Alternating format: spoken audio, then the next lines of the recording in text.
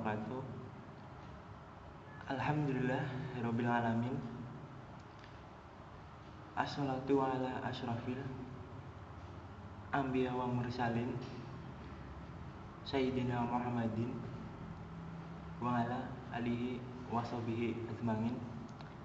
Amma ba'du.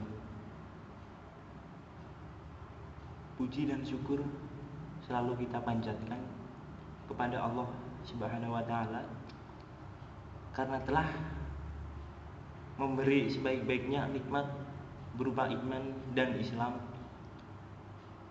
dan tidak lupa sholawat serta salam selalu dilimpahkan kepada junjungan Nabi besar kita, yaitu Muhammad Shallallahu Alaihi Wasallam beserta keluarga dan para sahabat-sahabatnya yang sebagaimana telah membawa kita dari zaman yang gelap kepada zaman yang terang benderang.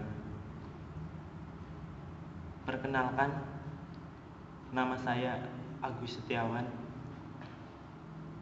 Asal saya dari Kebumen, yang tepatnya di Desa Kalibangkang, Kecamatan Ayah, Kabupaten Kebumen. Dan untuk sekarang saya tinggal di Cikarang, tepatnya di Desa Pasir Gombong, Kecamatan Cikarang Utara, Kabupaten Bekasi. Umur saya yaitu 22 tahun, anak pertama, dan tidak mempunyai saudara kandung. Bisa dikata anak semata wayang ya. Dan untuk kesibukan saya saat ini adalah bekerja dan kuliah. Untuk bekerja sendiri, saya bekerja di sebuah perusahaan yang memproduksi minuman yang beralamat di kawasan MM 2100 Cibitung. Dan untuk kuliah sendiri, saya di Institut Komputer Manajemen Informatika Rizkina, atau yang biasa disingkat dengan IKMI Rizkina. Dan sekilas tentang kampus saya, yaitu IKMI Rizkina. IKMI Rizkina adalah sebuah lembaga pendidikan yang terletak di pusat kota Cikarang, tepatnya di Jalan Yosudarso, Lasya Cikarang, Blok A4 sampai A6 Bekasi. Letaknya yang strategis memudahkan kami, khususnya para mahasiswa IKMI, karena bisa diakses dengan kendaraan umum maupun pribadi. Adapun visi dan misi kampus, IKMI Rizkina mempunyai visi yaitu menjadi lembaga yang terdepan dalam bidang ICT pada tahun 2021. Dan misinya sendiri adalah menghasilkan lulusan yang agamis, berkarakter, dan berkualifikasi global dalam ICT serta berjiwa entrepreneurship. Untuk menunjang visi misi tersebut, IKMI Rizkina mengorganisir manajemennya dengan sistem yang terkomputerisasi, seperti absensi yang menggunakan fingerprint, proses administrasi yang mudah dengan biaya yang terjangkau, ruang kelas memadai dengan dilengkapi AC, proyektor, dan laptop, ujian dengan menggunakan via SMS dan lab exam, di mana kita bisa langsung melihat nilai setelah ujian selesai. Dan akses nilai pun sudah secara online. Kita bisa melihatnya di web yang sudah disediakan oleh pihak manajemen IKMI Rizkina.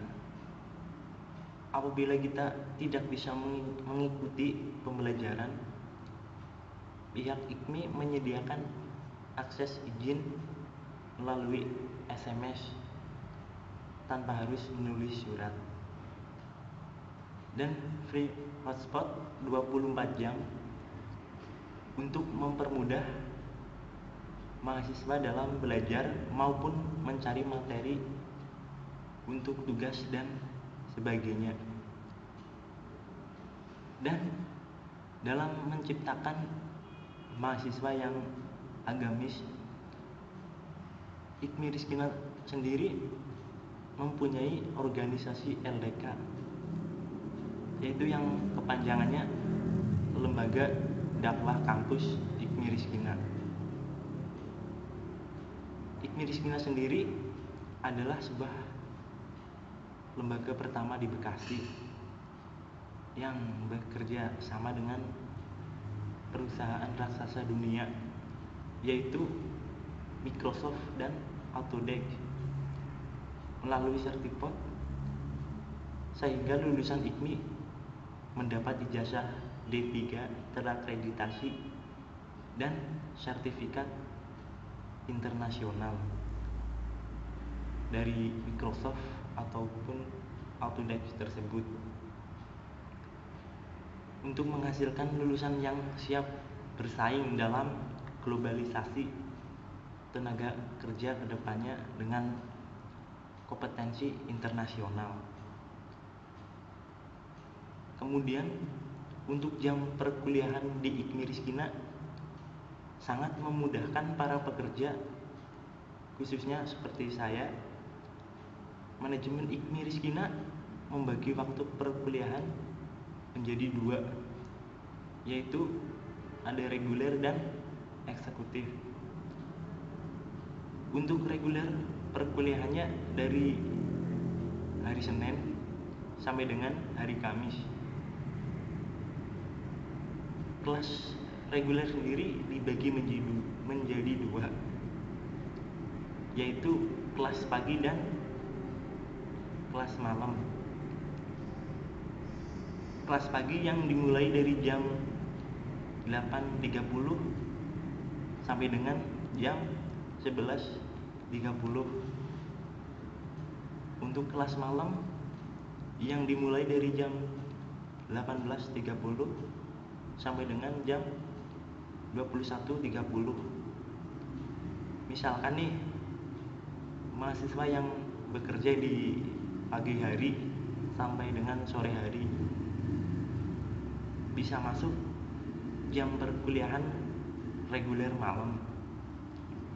Dan untuk mahasiswa yang bekerja di shift 2 yang biasanya masuk kerja jam 4 atau jam 5 sore sampai dengan larut malam, bisa masuk di jam perkuliahan reguler pagi. Dan kelas reguler pagi ataupun reguler malam sama saja, karena durasi pembelajaran dosen dan mata kuliahnya sama, efisien kan. Kemudian untuk jam perkuliahan eksekutif sendiri, perkuliahannya di hari Sabtu dan Minggu, yang dimulai dari jam 5 sore sampai dengan jam 10 malam. Bagi mahasiswa yang mungkin sangat sibuknya bekerja di hari Senin sampai dengan hari Jumat, bisa kuliah di kelas eksekutif, jadi tidak mengganggu jam kerja. Luar biasa kan? Dan dari pembuatan video ini sendiri adalah untuk prasyarat tugas akhir saya.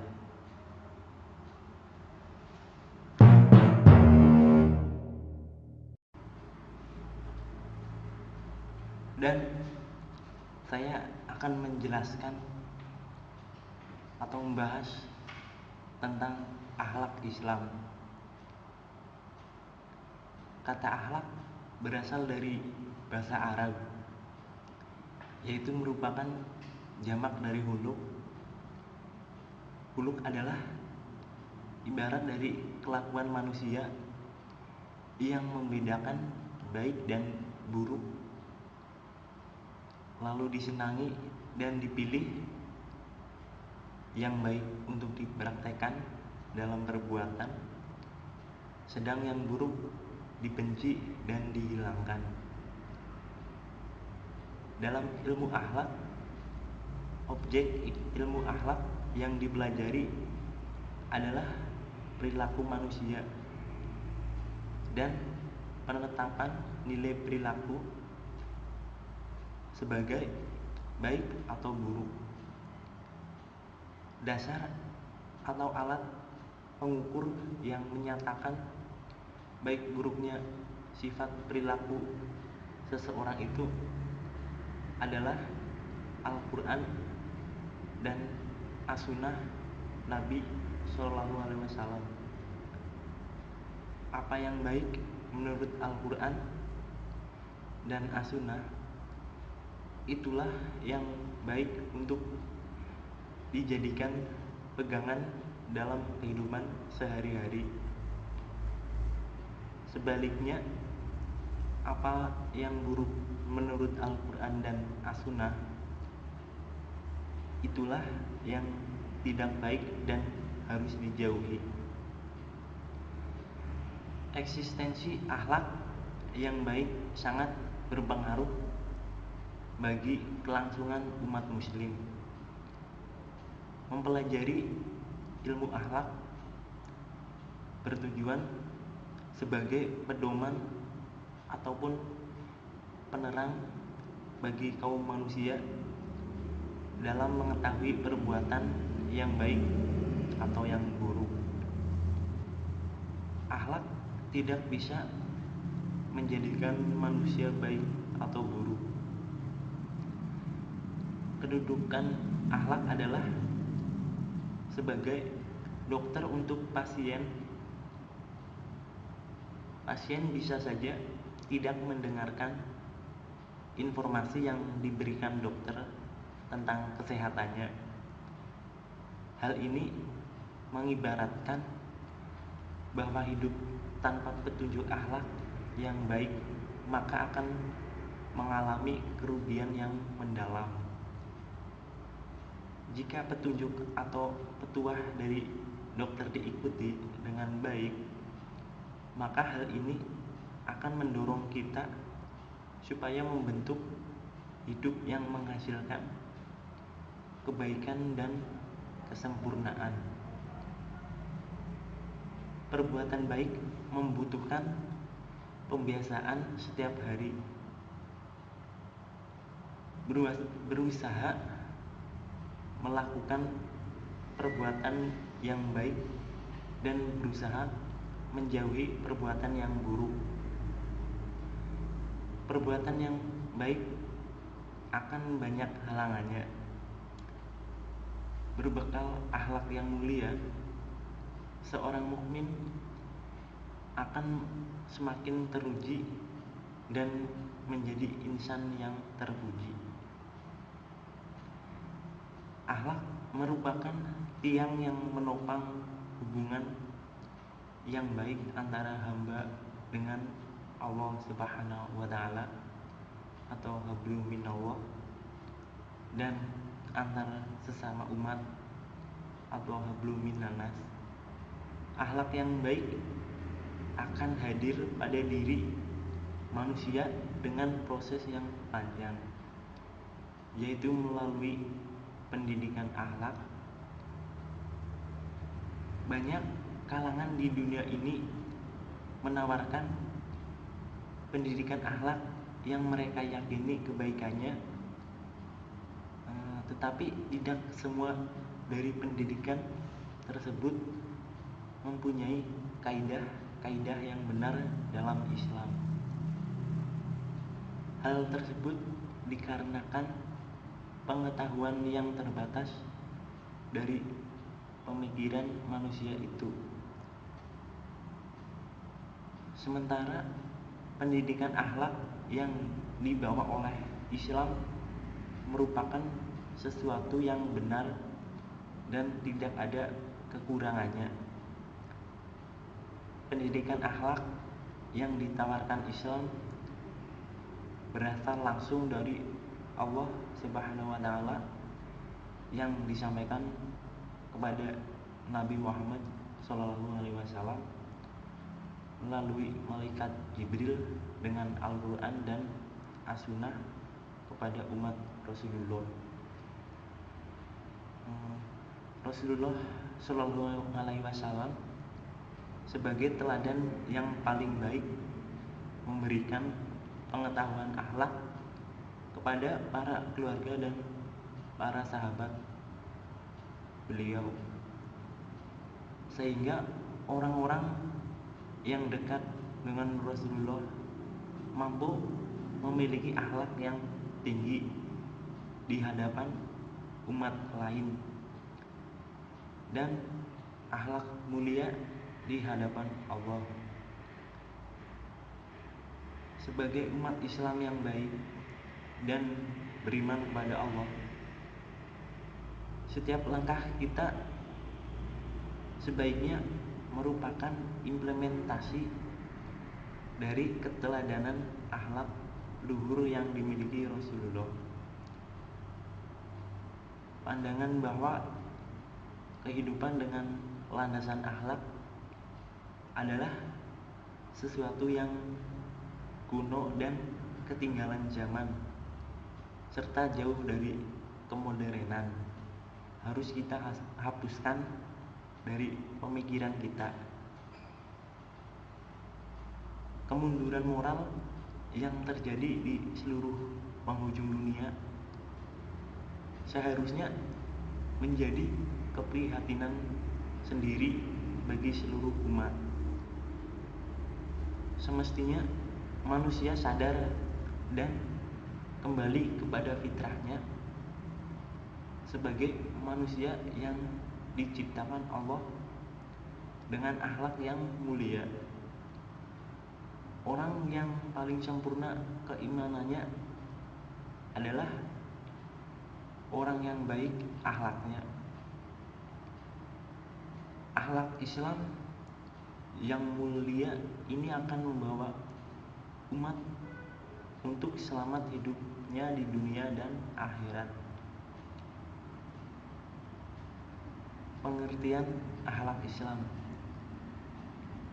Kata akhlak sendiri berasal dari bahasa Arab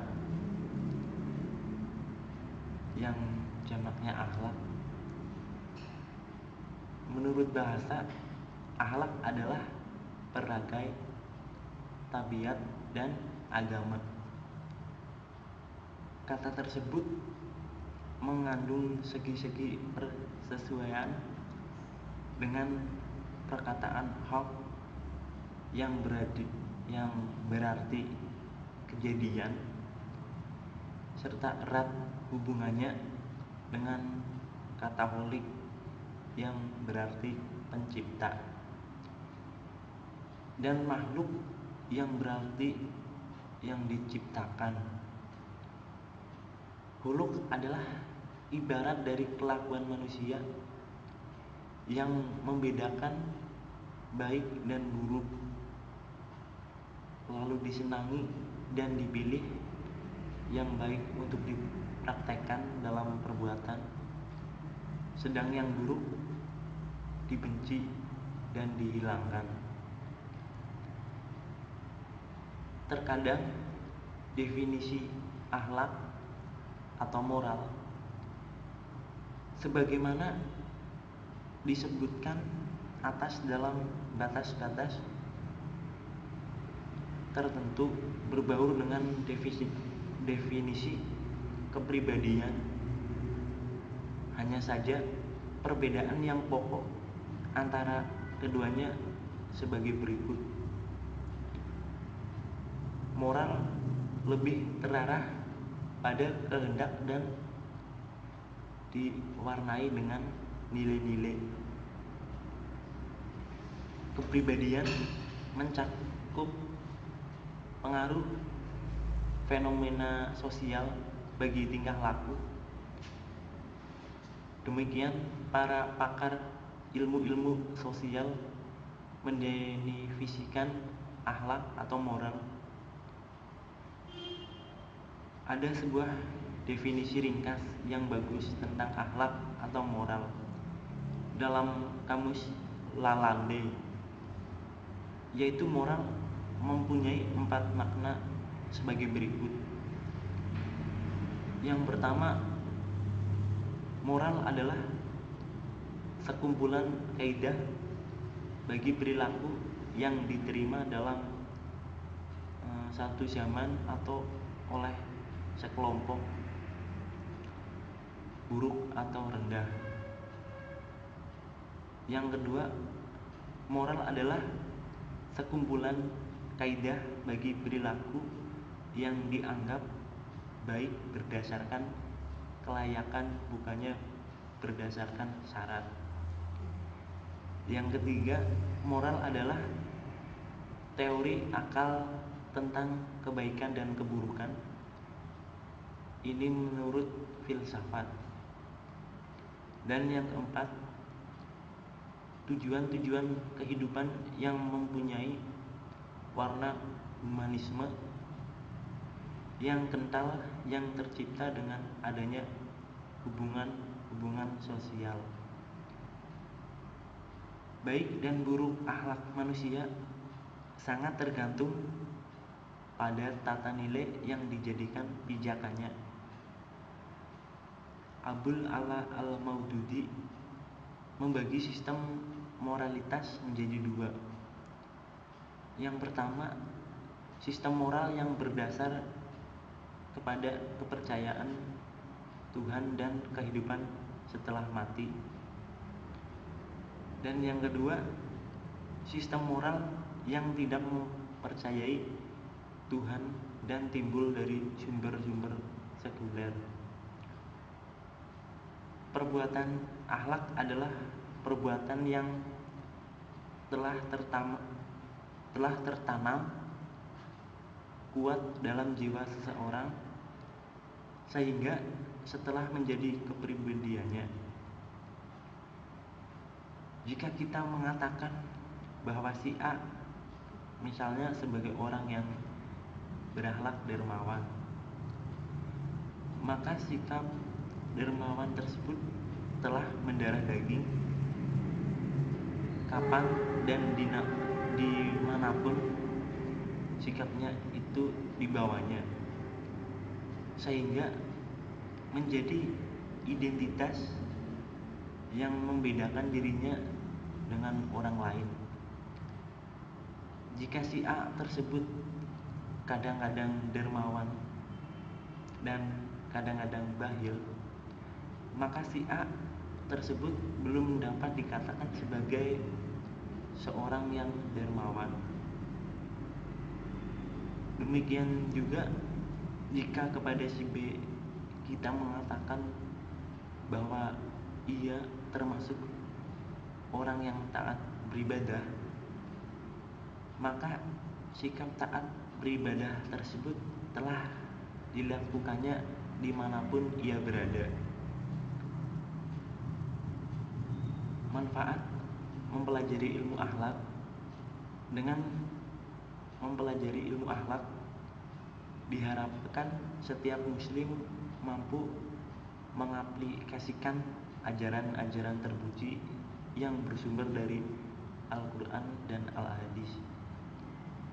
Berkenaan dengan hal ini, dalam kutipan buku Akhlak Tasawuf karangan Abu Tinnata, Ahmad Amin mengatakan sebagai berikut. Tujuan mempelajari ilmu akhlak dan permasalahannya menyebabkan kita dan menetapkan sebagai perbuatan lainnya sebagian yang baik dan sebagian yang buruk. Bersikap adil termasuk baik, sedangkan berbuat zalim termasuk perbuatan buruk. Membayar hutang kepada pemiliknya termasuk perbuatan baik, sedangkan mengingkari hutang termasuk perbuatan buruk. Selanjutnya, Mustafa Syahri mengatakan bahwa tujuan perbaikan akhlak itu ialah untuk membersihkan kalbu dan kotoran-kotoran hawa nafsu dan amarah, sehingga hati menjadi suci bersih bagaikan cermin yang dapat menerima nur cahaya Tuhan. Keterangan tersebut memberi petunjuk bahwa ilmu akhlak berfungsi memberikan panduan kepada manusia agar mampu menilai dan menentukan suatu perbuatan untuk melanjutkan menetapkan bahwa perbuatan tersebut termasuk perbuatan yang baik dan buruk. Perbuatan-perbuatan baik yang sesuai dengan norma-norma ajaran Islam lahir dari cinta yang tulus dan sempurna kepada Allah Subhanahu wa taala yang mendalam dalam hati seorang mukmin. Hamka mengemukakan pendapat Imam Ghazali yang menyatakan bahwa yang mendorong hati seseorang berbuat baik adalah ajat derajat, karena bujukan atau ancaman dari orang yang diingini rahmatnya atau ditakuti siksaannya, dan mengharap pujian dari yang akan memuji atau menakuti celaan dari yang mencela. Mengerjakan kebaikan karena memang dia baik dan bercita-cita hendak menegakkan budi yang utama. Tujuan dari mempelajari akhlak adalah mendorong kita menjadi orang-orang yang mengimplementasikan akhlak mulia dalam kehidupan sehari-hari. Ahmad Amin menjelaskan etika atau akhlak tidak dapat menjadikan semua manusia baik. Kedudukannya hanya sebagai dokter. Ia menjelaskan kepada pasien tentang bahaya minuman keras dan dampak negatifnya terhadap akal. Si pasien boleh memilih informasi yang disampaikan dokter tersebut. Meninggalnya agar tubuhnya sehat atau tetap meminumnya dan dokter tidak dapat mencegahnya. Etika tidak dapat menjadikan manusia baik atau buruk. Etika tidak akan bermanfaat apa-apa jika petunjuk-petunjuknya tidak diikuti. Tujuan etika bukan hanya sebagai teori, tetapi juga mempengaruhi dan mendorong kita supaya membentuk hidup suci serta menghasilkan kebaikan dan kesempurnaan. Akhlak yang mulia juga berguna dalam mengarahkan dan mewarnai berbagai aktivitas kehidupan manusia di segala bidang. Seseorang yang memiliki ilmu, pengetahuan dan teknologi yang maju yang disertai dengan akhlak yang mulia, niscaya ilmu pengetahuan dan teknologi modern yang ia milikinya itu akan dimanfaatkan sebaik-baiknya untuk kebaikan hidup manusia. Sebaliknya, orang yang memiliki ilmu pengetahuan dan teknologi modern, memiliki pangkat, harta, kekuasaan, dan sebagainya, namun tidak disertai dengan akhlak yang mulia, maka semuanya itu akan disalahgunakan, yang akibatnya akan menimbulkan bencana di muka bumi. Dengan demikian, ilmu akhlak bertujuan sebagai pedoman ataupun penerang bagi kaum manusia dalam mengetahui perbuatan yang baik atau yang buruk. Perbuatan baik membutuhkan pembiasaan setiap hari, berusaha melakukan perbuatan yang baik dan berusaha menjauhi perbuatan yang buruk. Perbuatan yang baik akan banyak halangannya.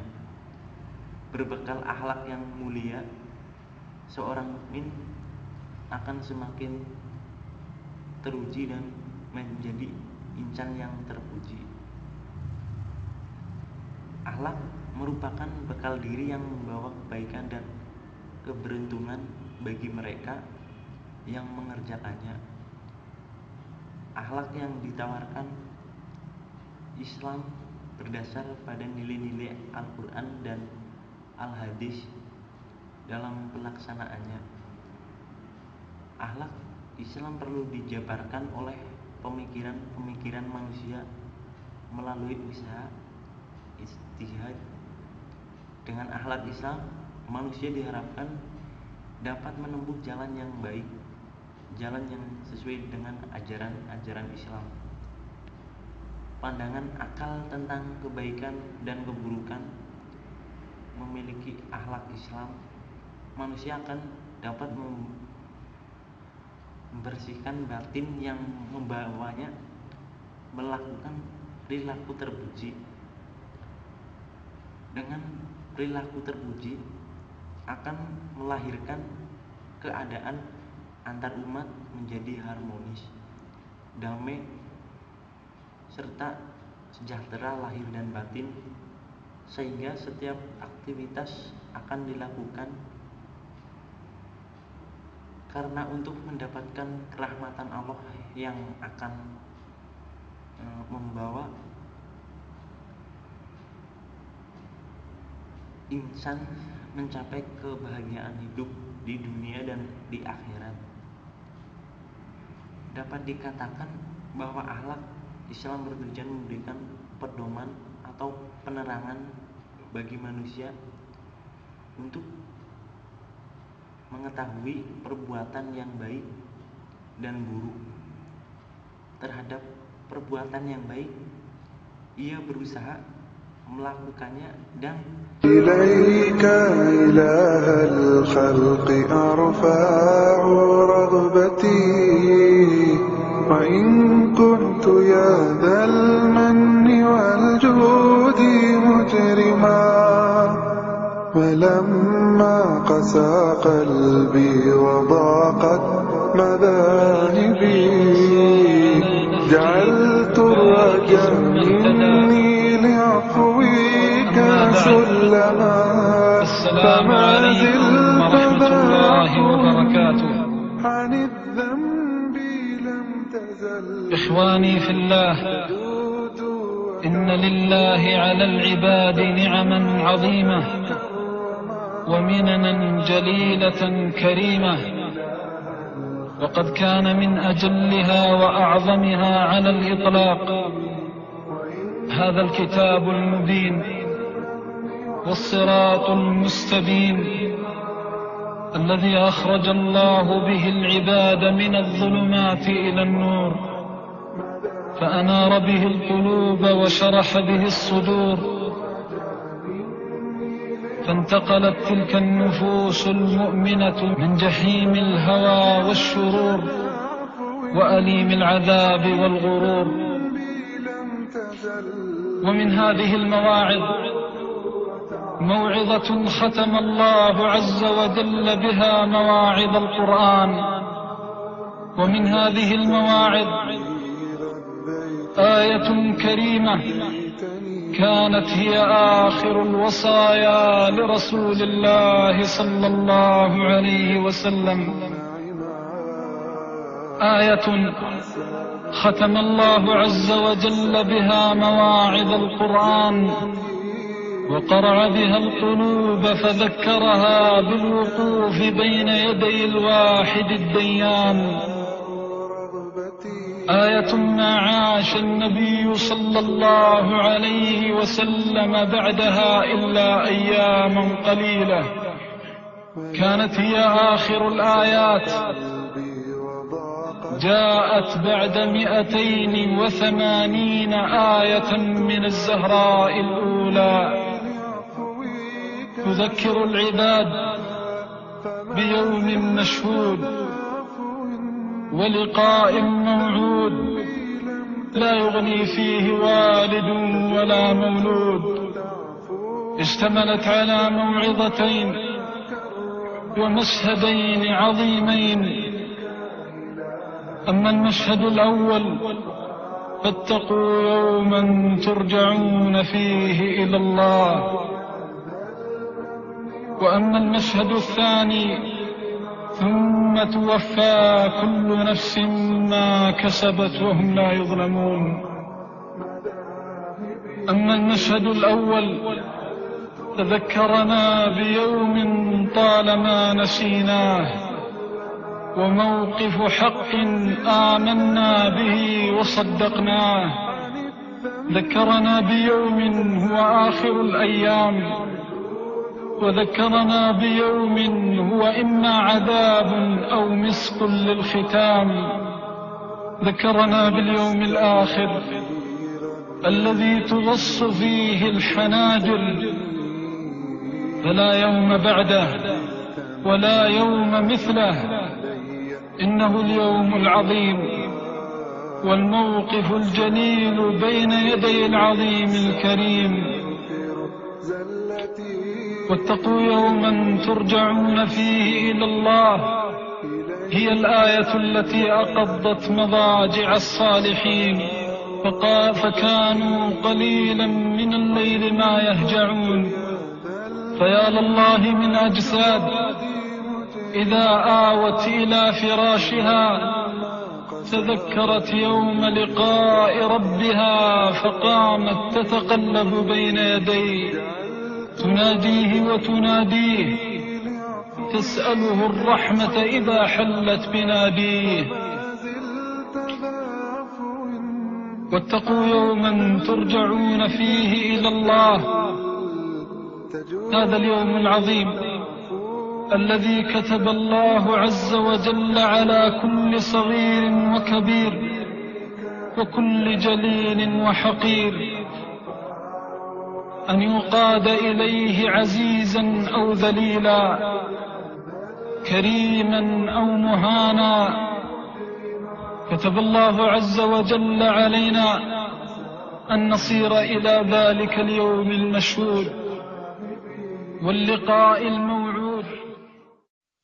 كل من عليها فان ويبقى وجه ربك ذو الجلال والإكرام، فبأي آلاء ربكما تكذبان.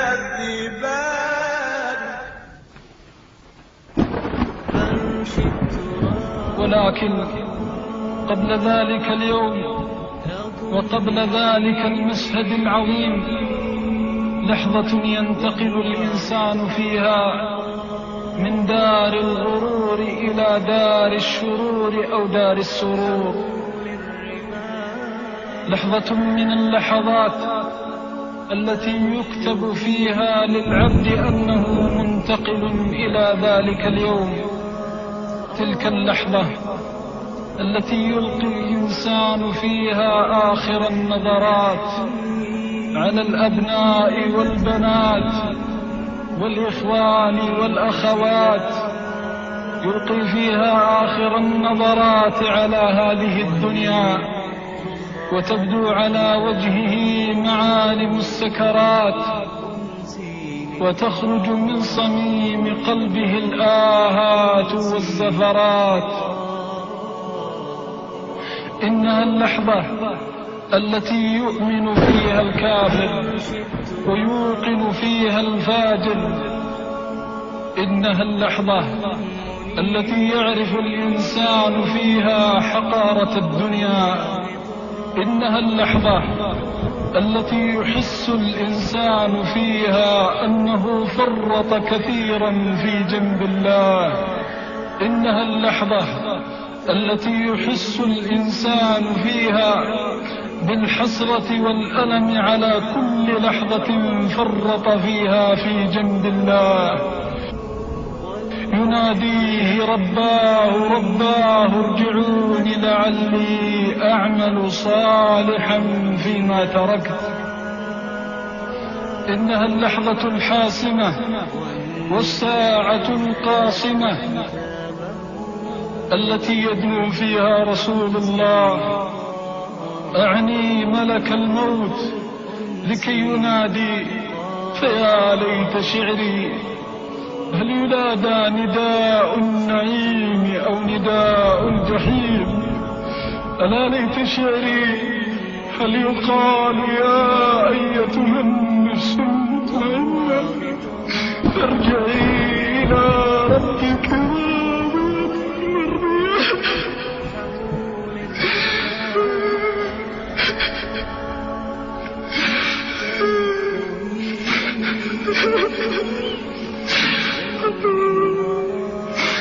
أو يقال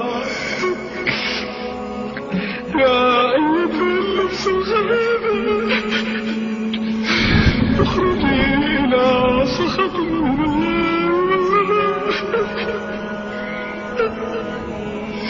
ألا ليت شعري كيف تكون الخواتم.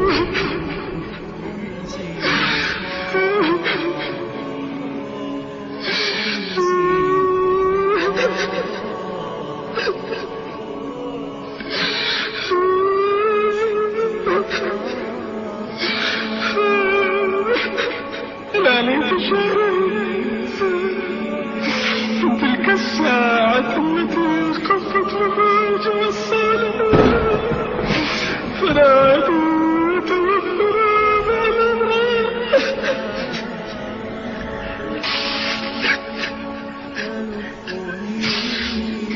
وفي لحظة واحدة أسلمت الروح إلى بيرها والتفت الساق بالساق إلى ربك يومئذ المساق.